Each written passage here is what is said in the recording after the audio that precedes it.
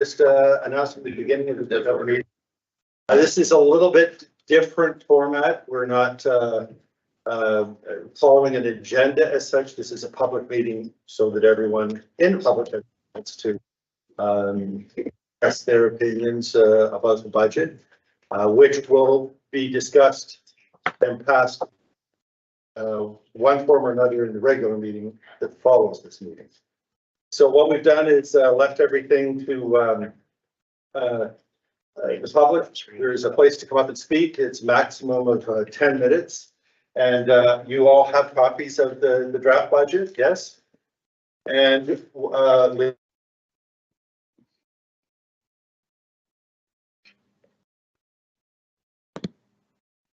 the one that the document you have. Leanne, I'm finished. Do you want to begin the meeting, please? I'm sorry, you're breaking up. Would you like me to do my presentation now? Absolutely. Yes? Yes, please. Good evening, Mayor Gould, Council, CAO, and guests. The municipal budget process starts with a collection and a collaboration of estimates for the year, with department heads working collectively from collection to presenting to council. To accept these estimates and authorize the final tax billing, council is required to adopt bylaws to set the tax ratios and the tax rates for the year. On the agenda tonight are those two bylaws for council consideration. The adoption of tax ratios and rates is completed in compliance with the Municipal Act, the Assessment Act, and the Education Act. To assist municipalities with ensuring compliance with the mentioned acts, the Ministry of Finance provides assistance through the Ontario Property Tax Analysis website. The Ontario Property Tax Analysis website receives assessment information from the Municipal Properties Assessment Corporation, as we do, including changes during the year. On this site, the treasurer has the opportunity to create many scenarios using many tools available within the website, and ultimately providing the tax ratios and tax rates based upon adoption of estimates by council. The 2023 estimates before council require $1,546,482 to be collected through municipal general taxation. This amount is as indicated on Schedule A of the tax rate bylaw, being the revenue and expenditure estimates for 2023.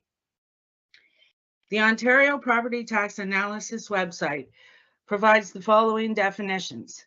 Municipal general taxes is the amount of the tax amount or payment in lieu of taxes that is calculated using the applicable municipal tax rate. The municipal tax rate is applied to all properties to fund the services required to operate the municipality according to its taxpayers' requirements. Single-tier municipalities are responsible for setting the municipal tax rates to fund all provided services. Municipal tax rates do not include education taxes. Payments in lieu, as included in the municipal taxes, are defined by revenue received by a municipality for properties that are exempt from property taxation. To recognize the cost of providing services to properties that are not taxed, the provincial and federal government make payments in lieu of paying taxes, also known as grant in lieu of taxes, for properties they own. Payments made by the provincial government reflect the equivalent of the municipal tax component, but exclude education. Monies are required to municipalities are required to collect education tax. These monies are forwarded in quarterly installments in accordance with the Ministry of Finance requirements. The Ontario Property Analysis website defines education taxes as a tax collected by a municipality as part of the property tax that is used to fund the cost of elementary and secondary school education. The Ministry of Finance sets the education tax rates for all property classes annually. For 2023, we are required to collect and remit $348,664 in education tax to the respective school boards as per the Education Act. Taking the amounts above of taxation to be generated using the tools and parameters in the Ontario Property Analysis website, a report generated provides the overall increase of 5.2%.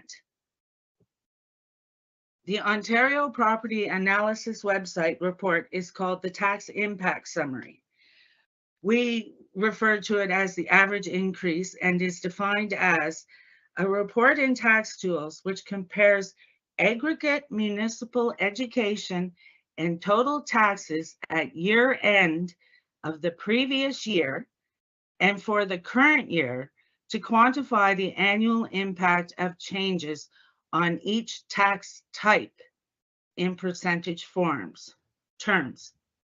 Treasurers utilize this tool to provide different increase options for council consideration during budgetary discussions. To determine the distribution of the tax dollars to be collected from the various assessment types property classes, again, the Ontario Property Analysis website provides the tax ratios and the tax rates.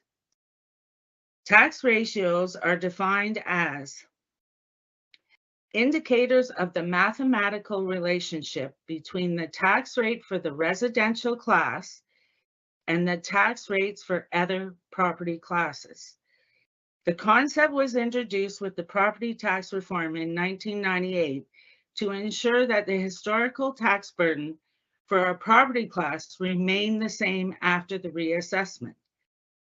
As the residential class is the basis for comparison for all other classes, its tax ratio is always 1. That means that if the tax ratio for a class has a value of 2, the tax rate for the class when measured against the residential rate is 2 times more.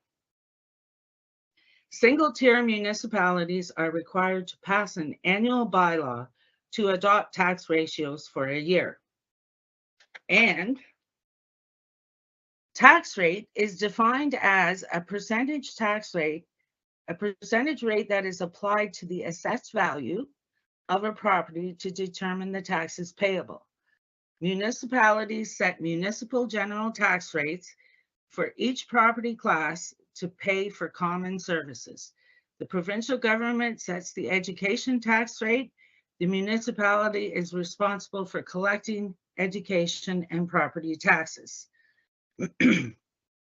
Upon the adoption of these bylaws tonight, and as indicated in the tax rate bylaw, the final bills will be prepared and mailed hopefully by the end of next week with a due date of September 29th, 2023.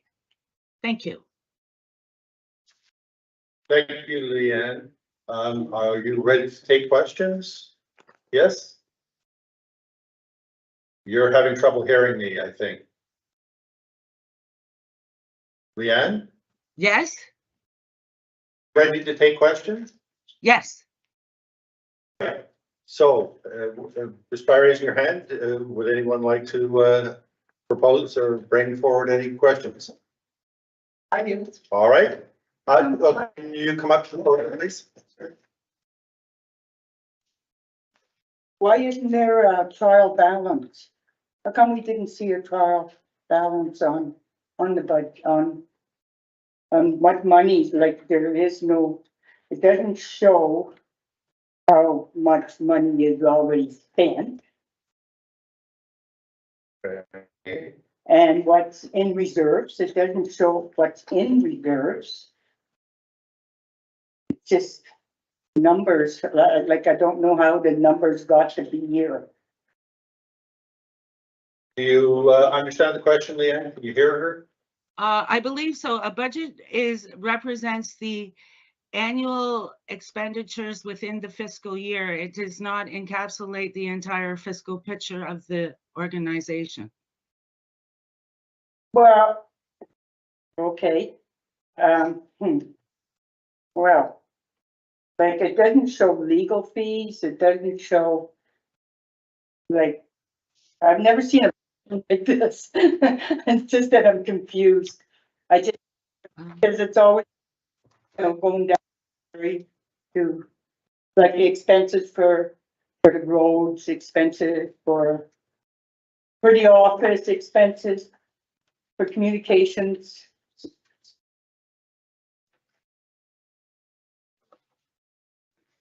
I guess she's. The Budget. schedule to the bylaw is encapsulating the information as we have to report to it in our financial information return.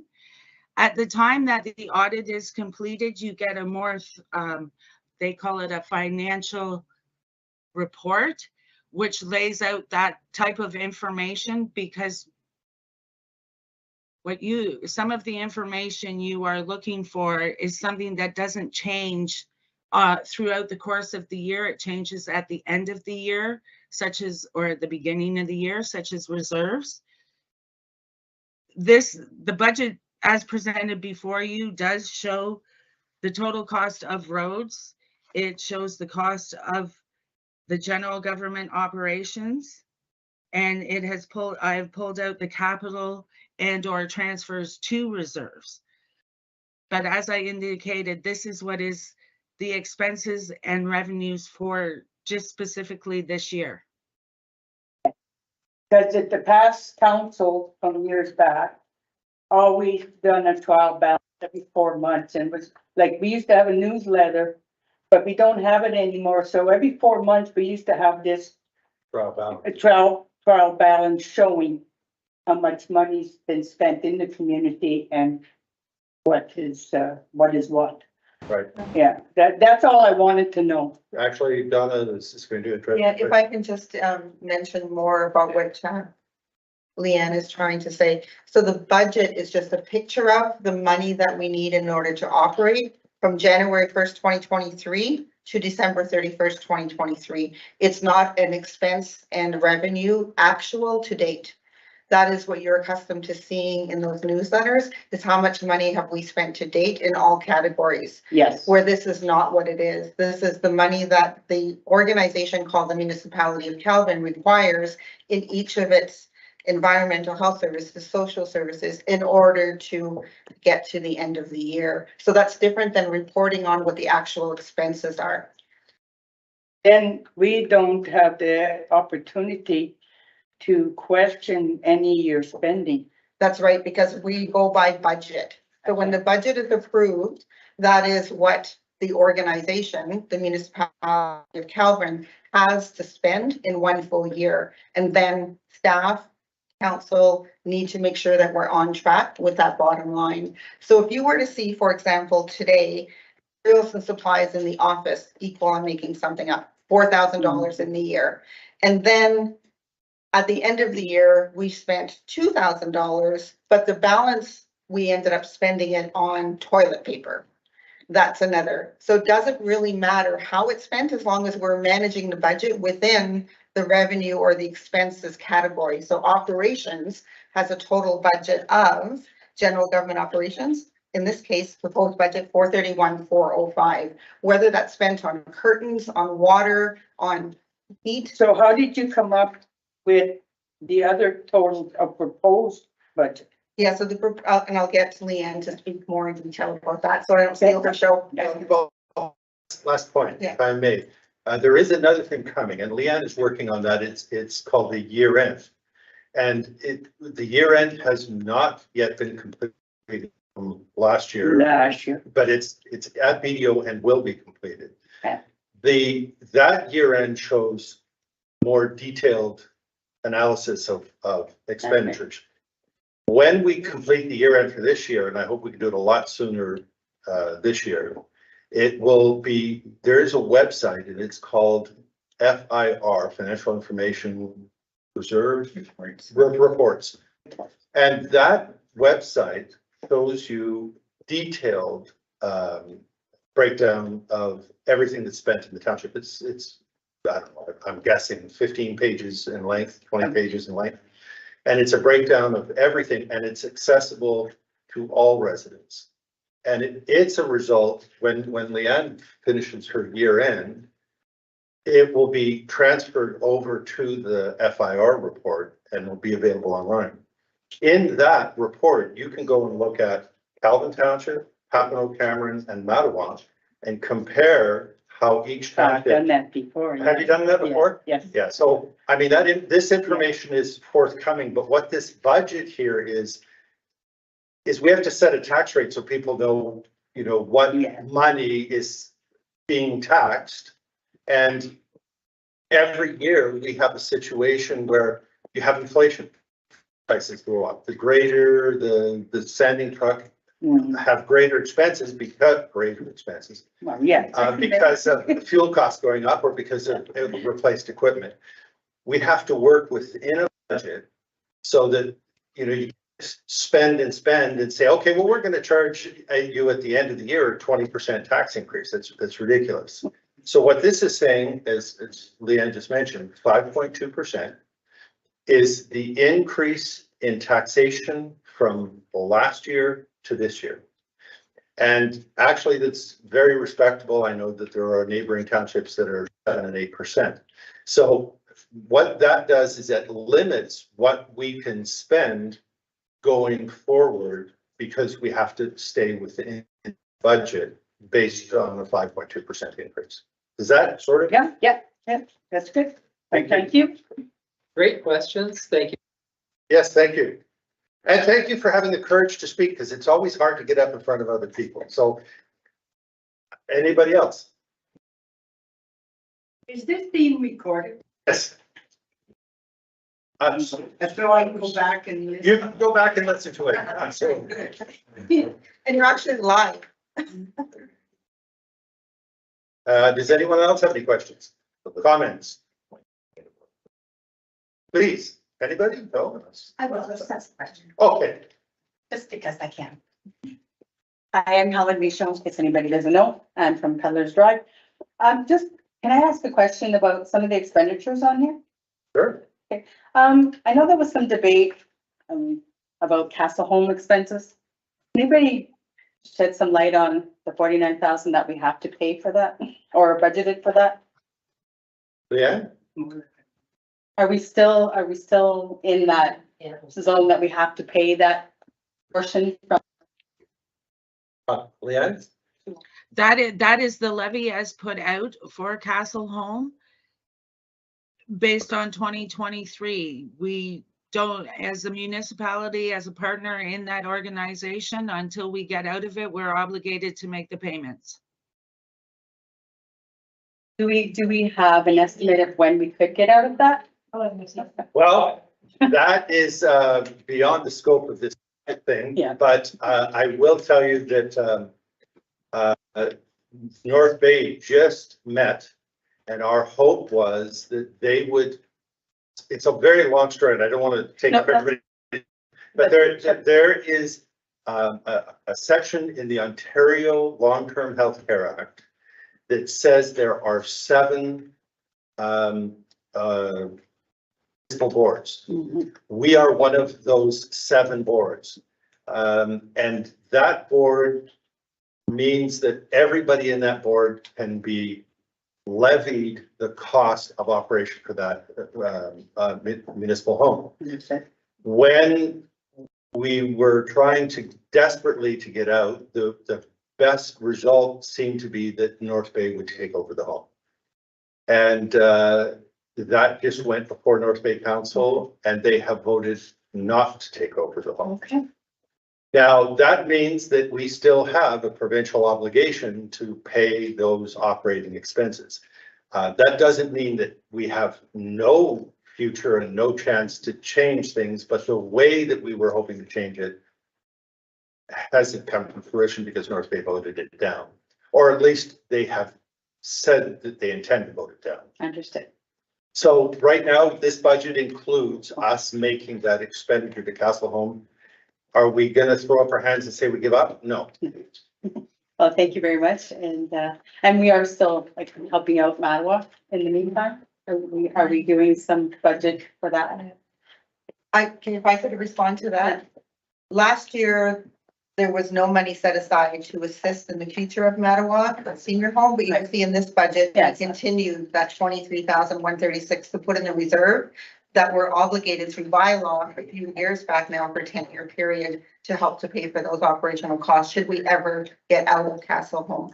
So that money this year being transferred to reserves remains as our obligation was when we signed on to assist somewhere in the future at 23,000. Yeah. 23,000 this year. So while we continue to pay for Castle Home, we are still setting money aside at 23,000 toward the Mattawa Senior Home for the future. Perfect. May I ask a question? That money, though, we don't pay to them until we have been released from Castle Home, correct? And that would make sense. I like the fact that we have a future, prospect. Right on. Anyway, thank you very much. Thank you very much. Thank you. Excellent questions.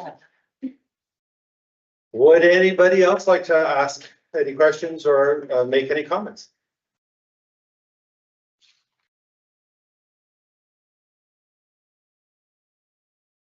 Would anyone like to make any comments? All right, can we have someone from council make a comment? Well, I don't see. But- Well, I guess I'm gonna circle back to the first question about what used to come in the newsletter was the child balance. And then when I think about it, I do recall that coming through. So I guess my question is about if that's something that's potentially available on a go-forward basis, because it sounds like it would be, some information on spends. So just I'm gonna pass on to see how we can continue to talk about this. So the council report on a monthly basis should have a report of financial status. We just haven't had the luxury of doing that because of, Leanne working on 2022 to get it up to speed. And it's why we don't have an audit completed now, because Leanne has spent much of her time since November of last year catching up on all the bookkeeping that wasn't done in the year 2022. And I have to tell you at the same time, while it sounds bad for us, when I was chatting with BDO just yesterday, they said in the area, they are in their area right now, they are dealing with 3 municipalities who are on the same boat as us, where 2022 is not yet completed, which is very, very unusual.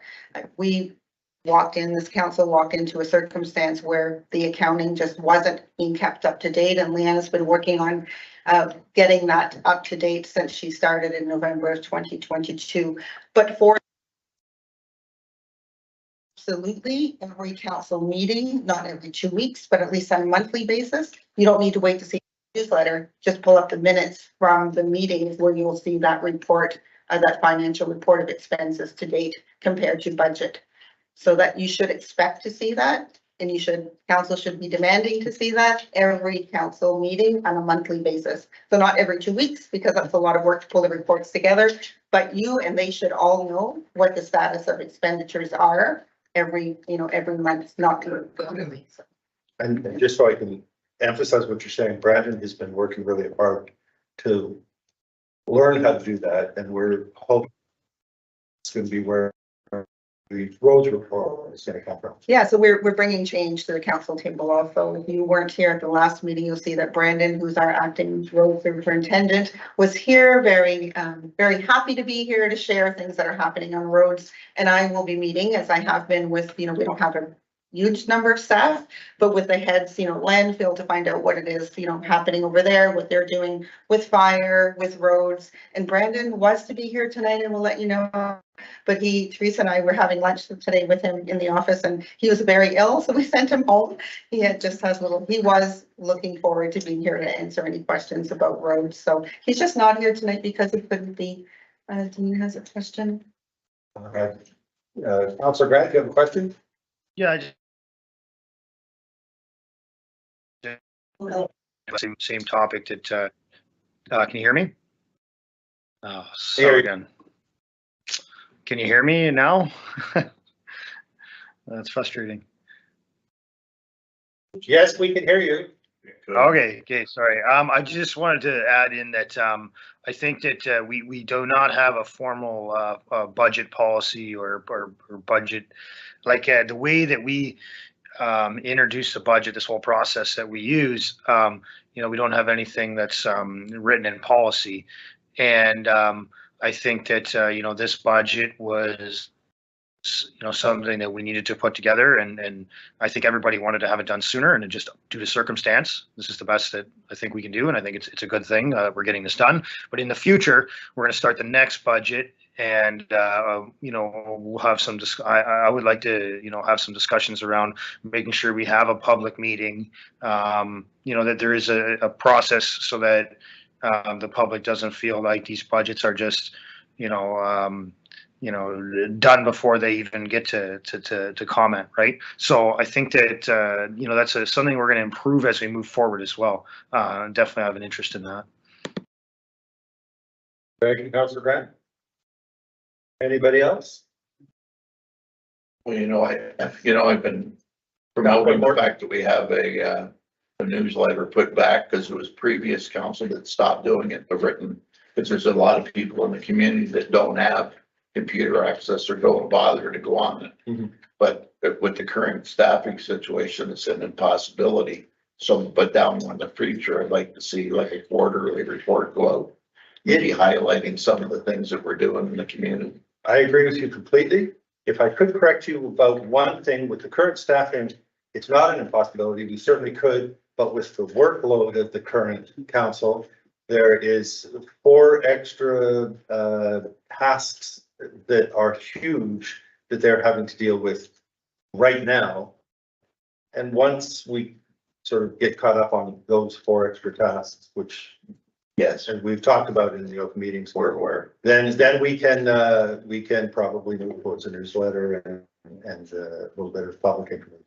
Go ahead. And I have a plan for that. So Good. Actually, let's scale the plan. I mean, we have an audience. So the plan, and council, we're here tonight that we've been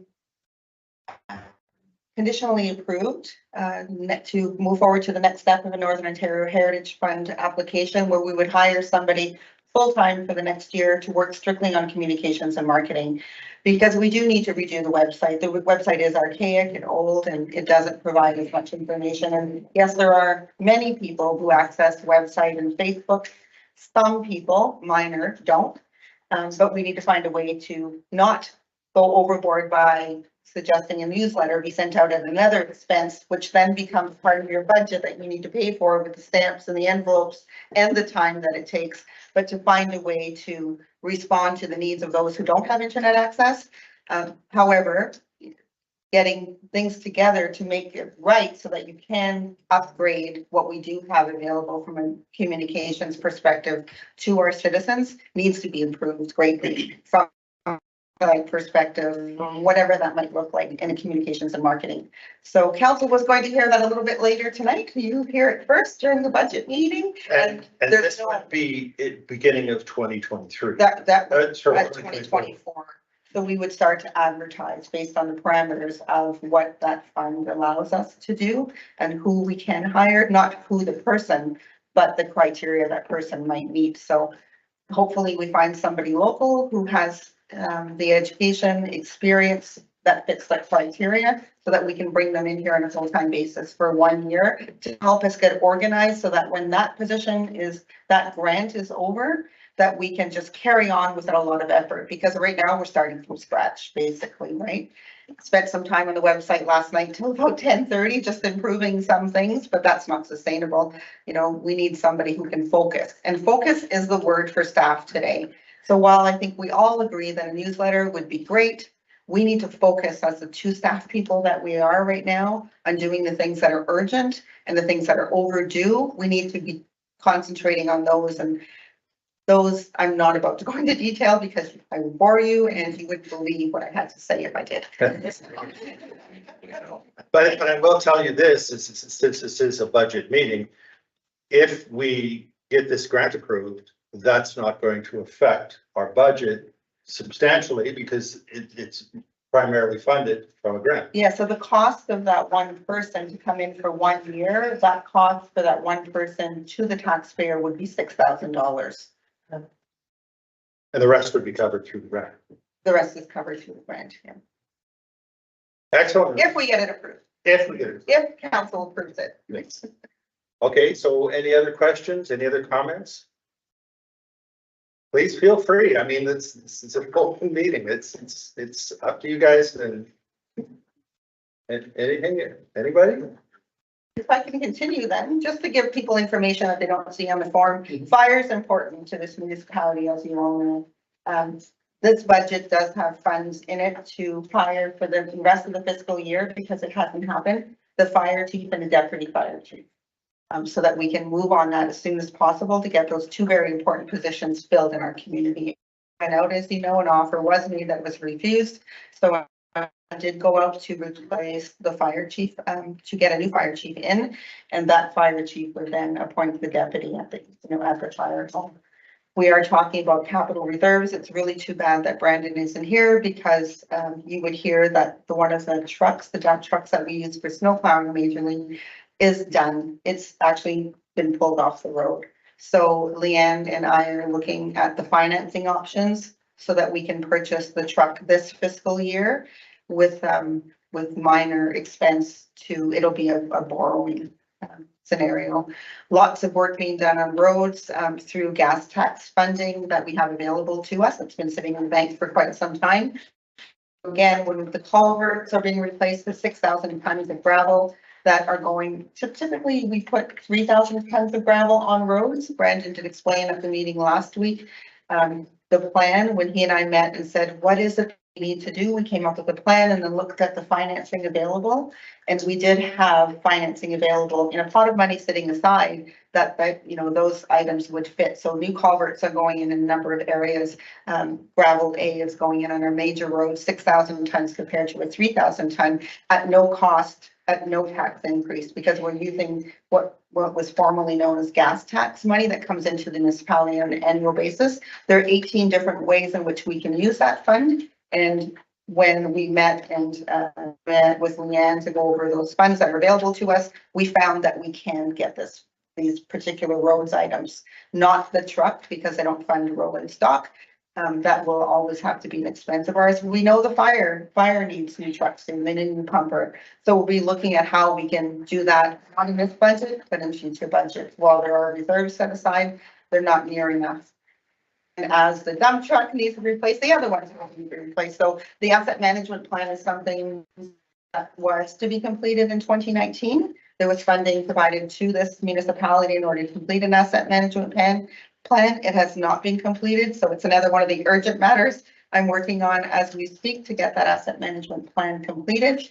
It takes into consideration all of the assets, including our buildings, our rolling stock, and then determines when the lifespan of the thing will come to an end, how we should fund it, how much we should put aside for reserves, and when we absolutely need to replace them, barring a crash of one of our vehicles or a fire.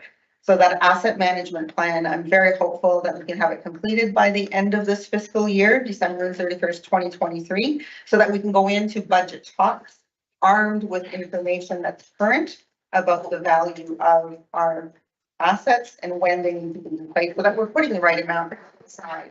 So every time we put money aside in reserves, or every time that we purchase something new, there's there is an expense to the taxpayer. So, and we will continue to look for ways in which that doesn't, through grants, but sometimes that's impossible. One more thing, sorry, last. Bridge reports. So we do have every 2 years mandated to do a bridge assessment report, and we have 5 or 6 bridges. Yes, 6 bridges in our municipality. That report on the bridge just got completed in December of 2022. It does fit into our asset management plan too, because engineers go out and look at those bridges and they tell us when they need to be replaced, what the status of them is. And we actually are getting a presentation tonight from one of the engineers who participated. So if you want to stay later, Antoine is going to be here tonight to represent the engineering who completed that bridge study. And they have been involved for the last 3 or 4 studies, that particular firm. And Antoine happens to work for East Ferris, so it's what he does on a full-time basis, working for municipalities. So stick around or watch later and you'll hear more about the bridge report and how that bridge management study came to be. All right, well, if nobody has any other, Councilor Benz. Question about when people could expect them to receive their tax notices and then the methods in which they could pay them. You want me to answer or do you want to answer that question, Leanne? Leanne? Next week. As per the tax bylaw proposed, the tax due date will be September 29th. And as I indicated earlier, if approved this evening, hopefully by the end of next week, the tax bills will be in the mail. They can be paid. The options to make payment are cash or check at the office. You can use internet or telephone banking for a number of financial institutions and do them that way. I don't believe we have e-transfer functioning properly yet. Do we, Donna? It's been out since May and it's another urgent item, waiting for the bank to be looking into that. We haven't been able to resolve it since I've been here 3 weeks now. It's really a little bit more, but e-transfer is typically a way. Something's going on that we cannot, and the bank's has been looking into it. So we hope to get back to e-transfer because many people are accustomed to that, and post-dated checks. And we have a number of people who choose to give us post-dated checks, so we have to mail them every month. We do secure them in the office so that they're deposited. So you can send us 52 post-dated checks, 26 post-dated checks, or 1. However, post-dated check isn't a payment. So if you're accruing interest, and the interest isn't going to be charged until 30 days after the tax bills are released, as they were last year. So they're released in 2 weeks, due on 29th? Right. And then interest is charged after the 29th, correct? Correct. Okay. And it, Yes, it's retroactive from the first bill? The Like, what's interest, the difference? no, I No, don't think so. okay. yeah. Oh, yes? Is interest retroactive from the first interim payment? No. She's not.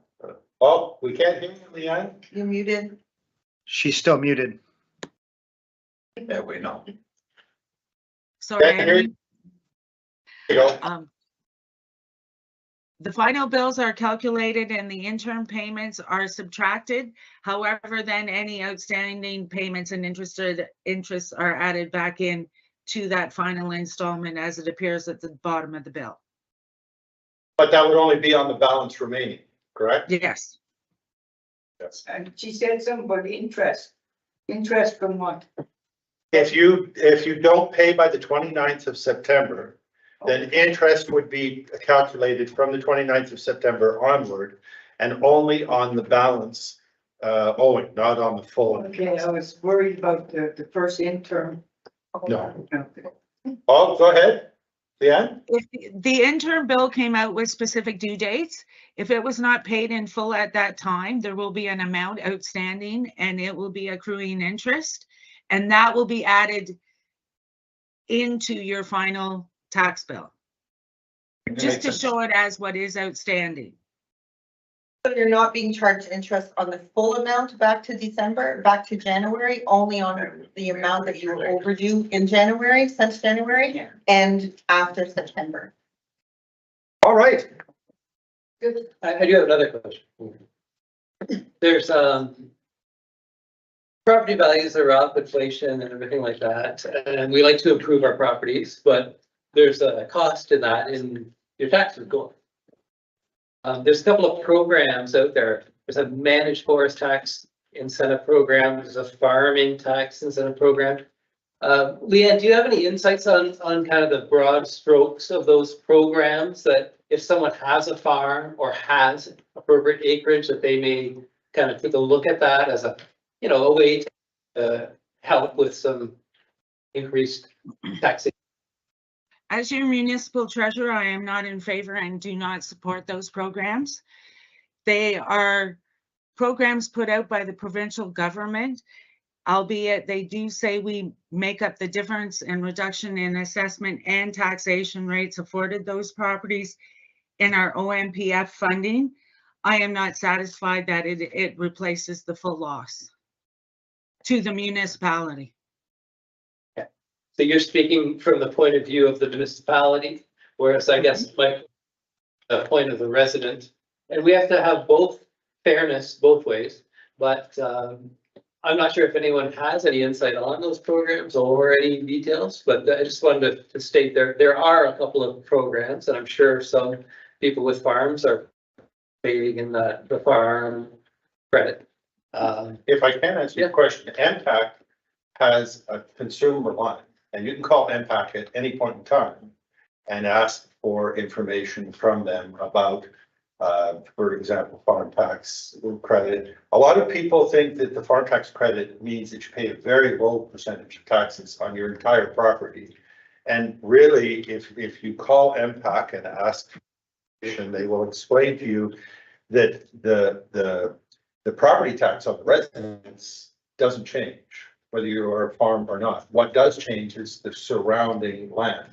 So you get a lower rate on the farmable land. Actually, Pauline, you're pretty good at that. Can you address that? Is that correct? Yes, so, Okay, why don't you come up? so when you want farm tax, Mhm. you have to file as a part-time or full-time farmer, income tax. You have to pay farm registration every year. This is close to $300.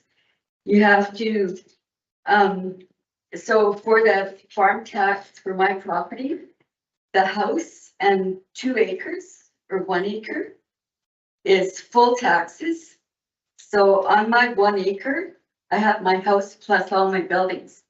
So I'm taxed on all those buildings too. It's just the land that is taxed lower. Plus, I still pay education taxes on all that land. So the whole idea of that program was that the farmers weren't paying a lot of education taxes on land that didn't have houses. Right. And that's what that program is. And one other question about that as well, this, in order to qualify and register as a farm, you have to prove an income. Yeah. Uh, $7,000 income. right, So, so you do have a file right. that you get that income as. So this is a relief for farmers as such, and I think most farmers that are running a farm that are making that much profit per year would already register, but it doesn't. The perception some people has is that it takes all of your taxes away, and it really No. doesn't. No, and my, if it was on a corner lot of 2 acres, I'm still paying the same amount of tax from my house and buildings. Right. As if I only had 2 acre lot. Right. It's only the land that is reduced. Leanne, you had a comment? Yes, I was just going to say that the farm tax rebate programs, I believe, are available through OMAFRA, and the managed forest is through the Ministry of Natural Resources and Forestry and whatever that long term it is now. And there's all kinds of information on the websites. As your treasurer, I don't support it, but I would be more than happy to point anybody looking for information in the right direction. Absolutely. Thank you, Leanne. Thank you. It's through Agricor, not the Ministry of Agriculture and Food. Okay, You approach Agricor for the information on farm tax credit. thank you. Thank you, Colleen. All right. Sorry, Bill. My only comment would be that you all know it's being recorded. So when you do talk, you have to speak up because the microphone's here. So but we've got 2 counselors that are actually on Zoom. So if they can't hear you, because I know I speak low and I'm always criticized about it. So I have to speak up. I'm just reminding you that maybe it would be a benefit in the future if somebody has a comment to come up because the microphone has to pick you up. For all those people that don't bother to come to these meetings. Sorry, Bill, I didn't hear you. What did you say? I said to all people.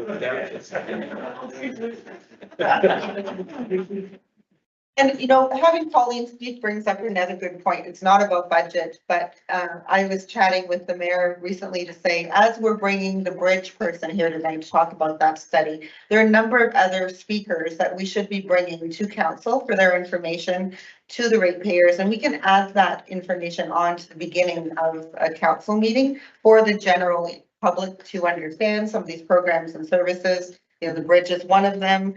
We won't bring Castle home here, but there are a number of other topics that we can be bringing to the table for the public to learn more about that. If I can just, Yeah, Pauline, that's what I'm saying. Pauline, because she's our representative. Yeah, but a number of good things like that. and we could bring Castle home here because Bob Corriveau is our representative and he could come and do a presentation perhaps. We would love to, actually. Yeah, and yes. he's on the board.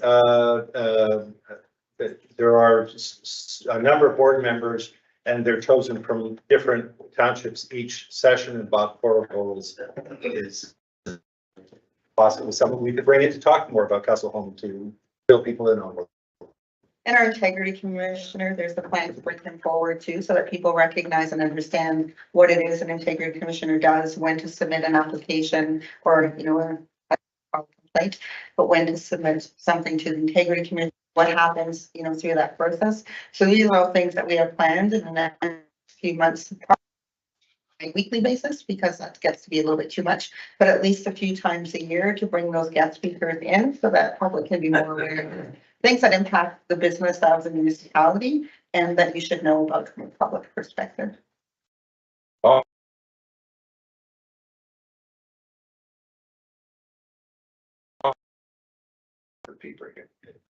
It is now 10 to 7, so I thank everybody for your attendance and your attention.